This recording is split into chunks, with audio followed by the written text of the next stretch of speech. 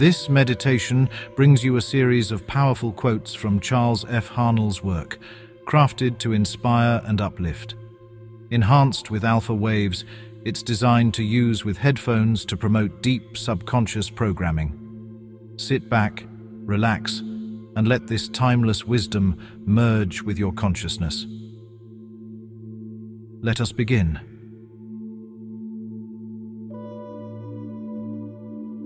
Knowledge does not apply itself. We as individuals must make the application, and the application consists in fertilizing the thought with a living purpose. This is true because we must be before we can do, and we can do only to the extent which we are, and what we are depends upon what we think. There is a world within, a world of thought and feeling and power, of light and life and beauty. And although invisible, its forces are mighty. The subconscious mind perceives by intuition, hence its processes are rapid. It does not wait for the slow methods of conscious reasoning. In fact, it cannot employ them. How can the subconscious change conditions? The reply is, because the subconscious is a part of the universal mind, and a part must be the same in kind and quality as the whole. The only difference is one of degree.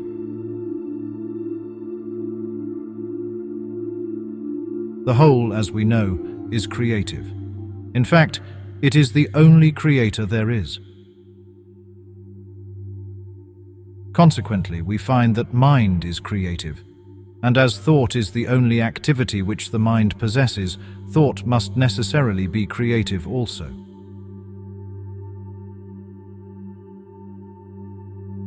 You must first have the knowledge of your power, second, the courage to dare, third, the faith to do. Non-resistant thought expands the solar plexus. Resistant thought contracts it. Pleasant thought expands it, unpleasant thought contracts it. Thoughts of courage, power, confidence, and hope all produce a corresponding state. But the one arch-enemy of the solar plexus, which must be absolutely destroyed before there is any possibility of letting any light shine, is fear. This enemy must be completely destroyed. He must be eliminated. He must be expelled forever. He is the cloud which hides the sun, which causes a perpetual gloom.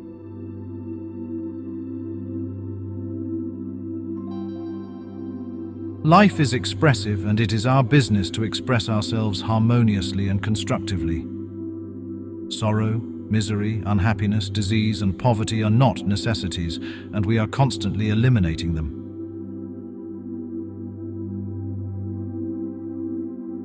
The I of you is not the physical body. That is simply an instrument which the I uses to carry out its purposes. Mind in action is thought, and thought is creative. Men are thinking now as they never thought before. Therefore, this is a creative age, and the world is awarding its richest prizes to the thinkers. You can originate thought, and since thoughts are creative, you can create for yourself the things you desire. At least 90% of our mental life is subconscious, so that those who fail to make use of this mental power live within very narrow limits. There is a fine estate awaiting a claimant. Its broad acres with abundant crops, running water, and fine timber stretch away as far as the eye can see. There is a mansion, spacious and cheerful, with rare pictures, a well-stocked library, rich hangings, and every comfort and luxury. All the heir has to do is to assert his heirship, take possession, and use the property. He must use it. He must not let it decay. For use is the condition on which he holds it. To neglect it is to lose possession. The merchant who does not keep his goods going out will soon have none coming in. The corporation which fails to give efficient service will soon lack customers. The attorney who fails to get results will soon lack clients, and so it goes everywhere. Power is contingent upon a proper use of the power already in our possession. What is true in every field of endeavor, every experience in life, is true of the power from which every other power known among men is begotten: spiritual power.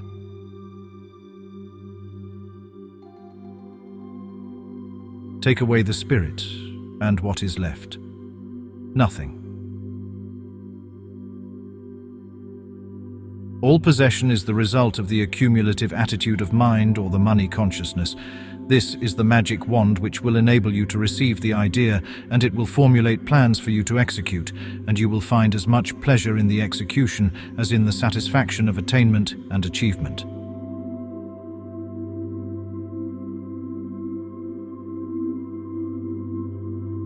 Aspiration, desire, and harmonious relations constantly and persistently maintained will accomplish results. The greatest hindrance is erroneous and fixed ideas. Attention or concentration is probably the most important essential in the development of mind culture. The possibilities of attention when properly directed are so startling that they would hardly appear credible to the uninitiated. The cultivation of attention is the distinguishing characteristic of every successful man or woman, and is the very highest personal accomplishment which can be acquired. Make the pattern clear and make it beautiful. Do not be afraid. Make it grand.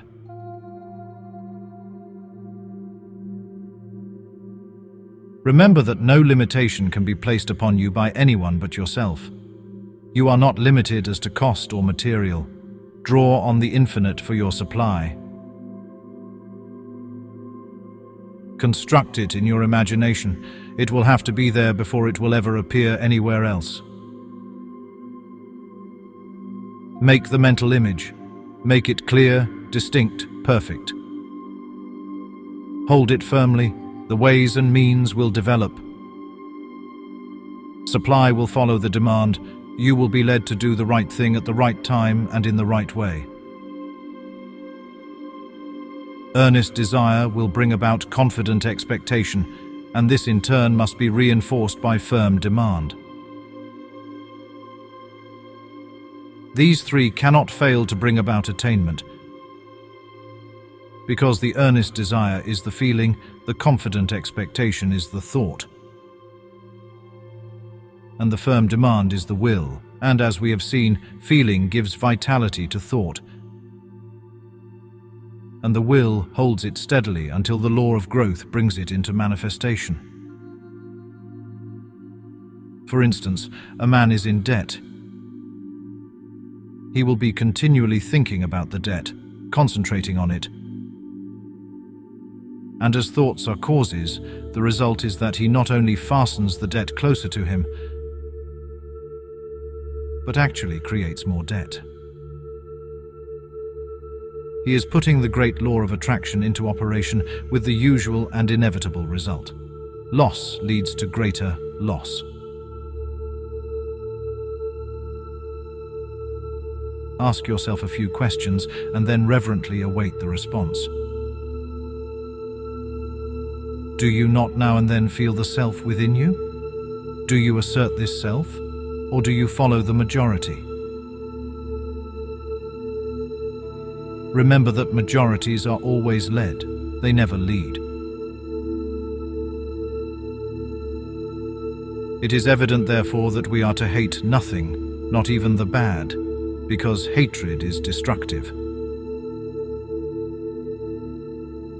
And we shall soon find that by entertaining destructive thought, we are sowing the wind and shall reap the whirlwind. Imagination is the light by which we can penetrate new worlds of thought and experience. People say that they desire abundant life, and so they do.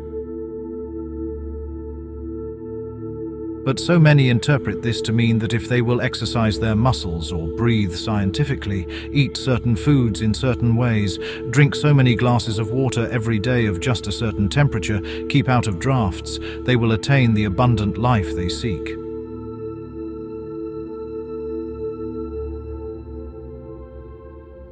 The result of such methods is but indifferent. However, when man awakens to the truth and affirms his oneness with all life, he finds that he takes on the clear eye, the elastic step, the vigor of youth.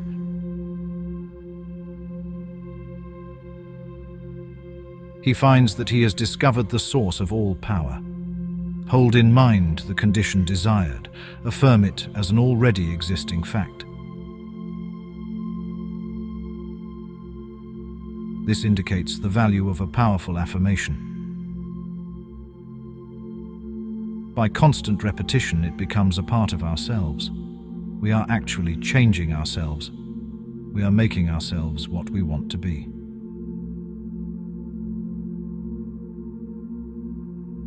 Character is not a thing of chance, but it is the result of continued effort.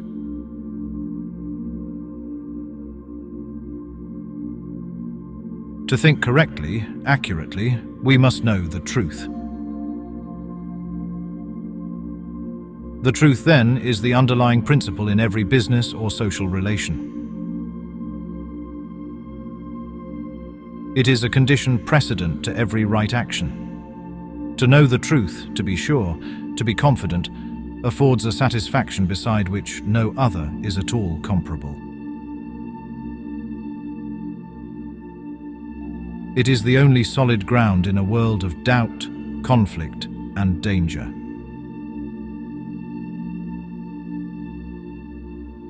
If you require wealth, a realization of the fact that the I in you is one with the universal mind, which is all substance and is omnipotent, will assist you in bringing into operation the law of attraction, which will bring you into vibration with those forces which make for success and bring about conditions of power and affluence in direct proportion with the character and purpose of your affirmation.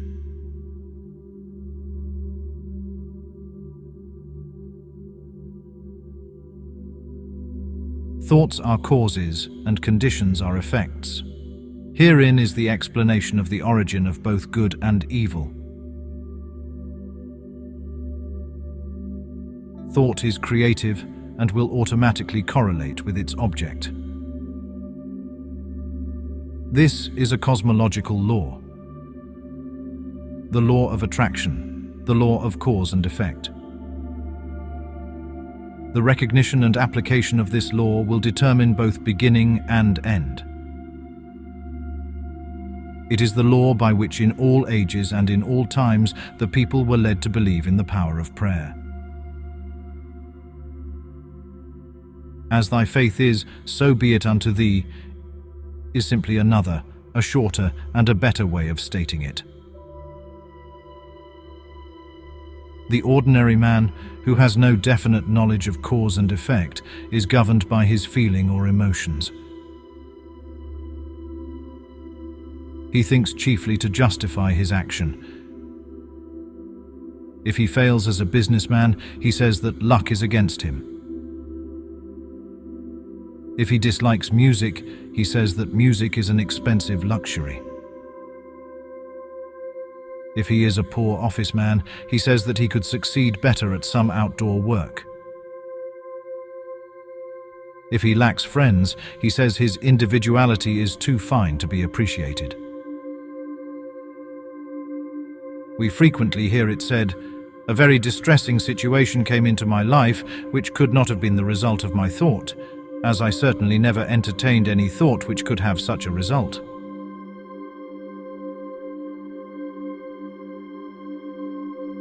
We fail to remember that like attracts like in the mental world, and that the thought which we entertain brings to us certain friendships, companionships of a particular kind. And these in turn bring about conditions and environment, which in turn are responsible for the conditions of which we complain. All truth is the same, whether stated in modern scientific terms or in the language of apostolic times. There are timid souls who fail to realize that the very completeness of truth requires various statement. That no one human formula will show every side of it. By far the greatest discovery of all the centuries is the power of thought. The importance of this discovery has been a little slow in reaching the general consciousness, but it has arrived, and already in every field of research the importance of this greatest of all great discoveries is being demonstrated.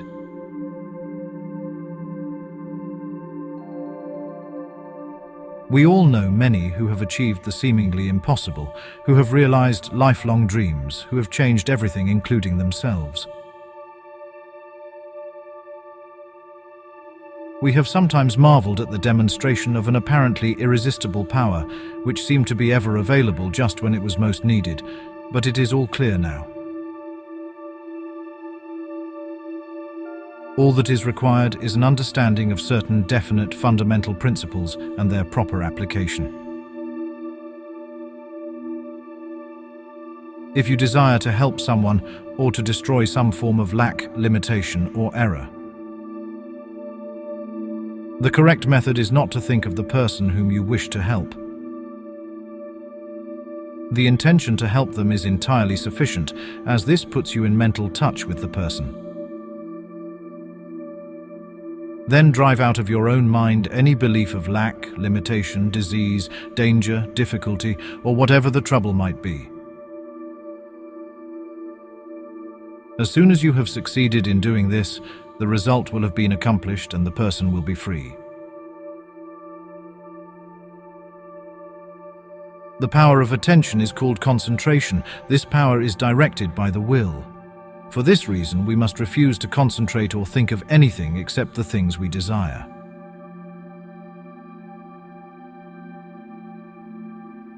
Many are constantly concentrating upon sorrow, loss, and discord of every kind. As thought is creative, it necessarily follows that this concentration inevitably leads to more loss, more sorrow, and more discord. How could it be otherwise? On the other hand, when we meet with success, gain, or any other desirable condition, we naturally concentrate upon the effects of these things and thereby create more. And so it follows that much leads to more.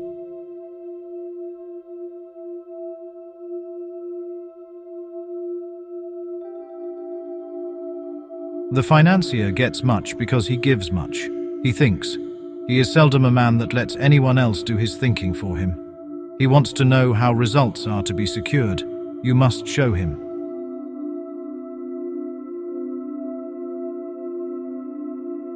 When you can do this, he will furnish the means by which hundreds or thousands may profit, and in proportion as they are successful, will he be successful.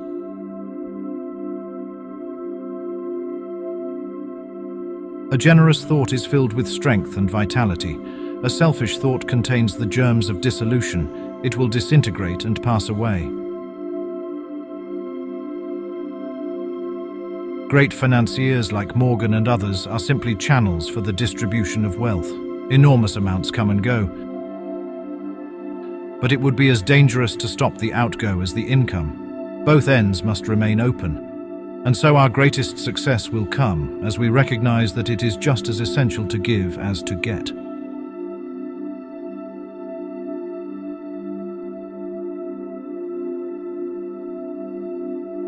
We make money by making friends, and we enlarge our circle of friends by making money for them, by helping them, by being of service to them.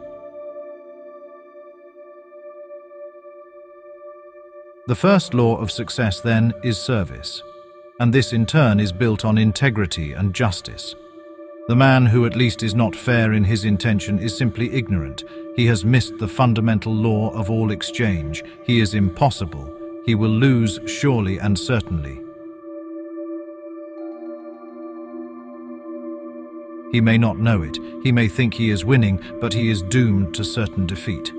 He cannot cheat the infinite. The law of compensation will demand of him an eye for an eye and a tooth for a tooth. If you think of concentrate along any particular line, you start a train of causation. And if your thought is sufficiently concentrated and kept continuously in mind, what happens? Prosperity is a harmonious, creative state of being. Creative law will overcome every kind of inharmony, whether it be financial, physical, mental, moral, or social. Life is not created. It simply is. All nature is animate with this force we call life. The phenomena of life on this physical plane, with which we are chiefly concerned, are produced by the involution of energy into matter, and matter is itself an involution of energy.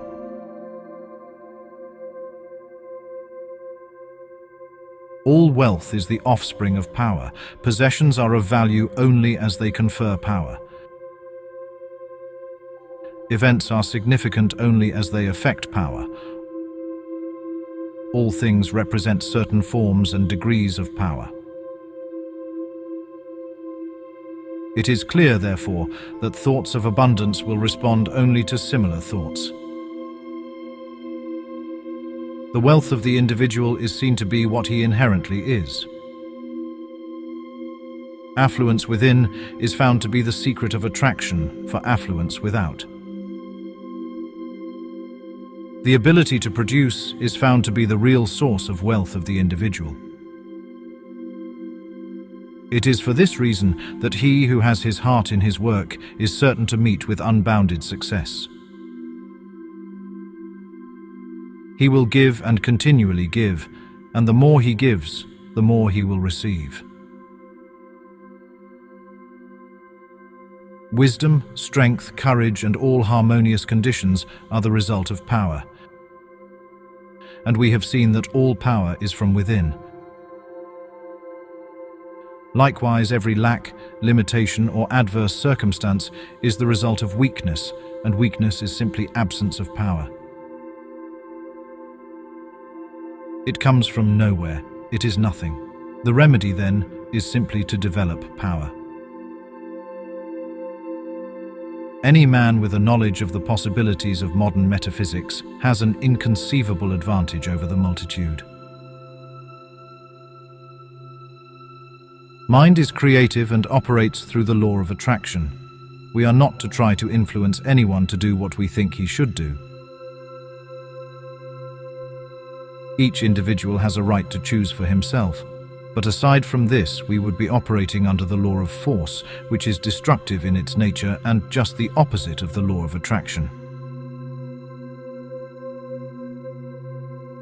A little reflection will convince you that all the great laws of nature operate in silence, and that the underlying principle is the law of attraction. It is only destructive processes such as earthquakes and catastrophes that employ force. Nothing good is ever accomplished in that way.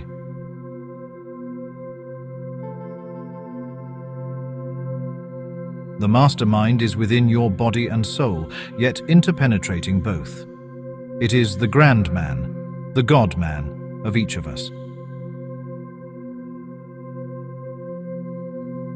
It is the same in all human beings, and is what is familiarly called the I Am. Intense desire, therefore, is the first requisite in becoming a mastermind. Those who have made a mark in this world, those who have ascended to the heights, are those who desired intensely and incessantly.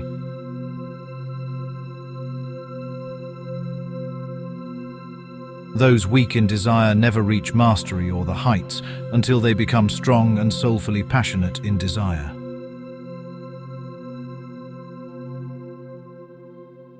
Dare to be an explorer in the realm of thought.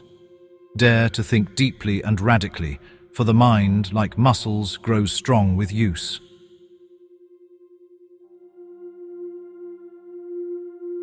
Greatness lies unborn and unexpressed in the bosom of thousands of men and women because of lack of initiative. The lack of initiative is due to fear. Fear is due to the belief in the reality of two powers, good and bad.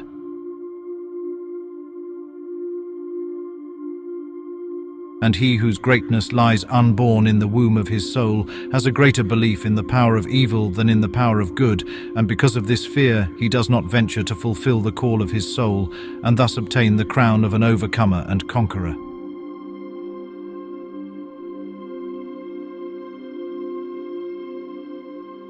Do not do the thinking yourself, but let the Infinite One think through you and for you.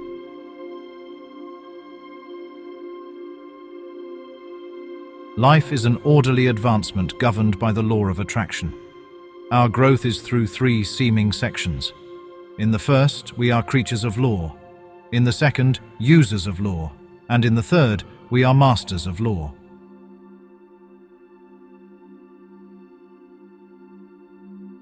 In the first, we are unconscious users of thought power. In the second, conscious users of thought power. And in the third, we are conscious users of conscious power.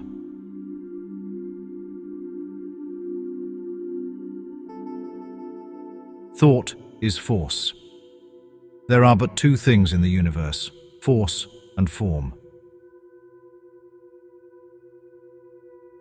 When we realize that we possess this and direct it, and by it act on the forces and forms in the objective world, we shall have made our first experiment in mental chemistry.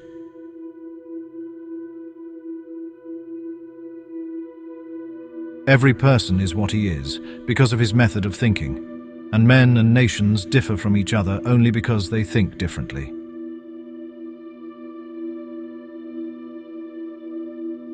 Thinking is a creative process, and combination is the key. Nature combines electrons, atoms, molecules, cells, and the final result is the universe.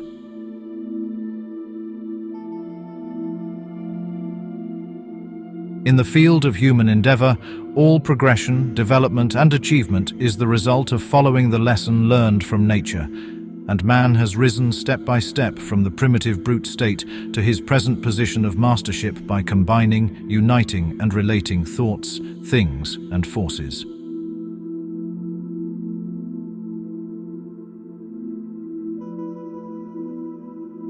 The law of love is a piece of pure science, and the oldest and simplest form of love is the elective affinity of two differing cells. Above all laws in the law of love, for love is life. The fundamental of life is harmony. Discords are obstructions that lie in your path.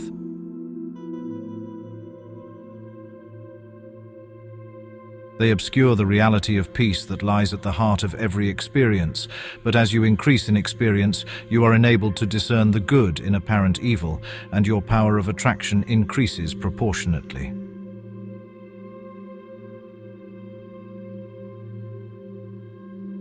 Thoughts of courage, power, and inspiration will eventually take root. And as this takes place, you will see life in a new light. Life will have a new meaning for you. You will be reconstructed and filled with joy, confidence, hope, and energy. You will see opportunities to which you were heretofore blind. You will recognize possibilities that before had no meaning for you. The thoughts with which you have been impregnated are radiated to those around you, and they in turn help you onward and upward. You attract to yourself new associates, and this in turn changes your environment. By the simple exercise of thought, you change not only yourself, but your environment, circumstances, and conditions.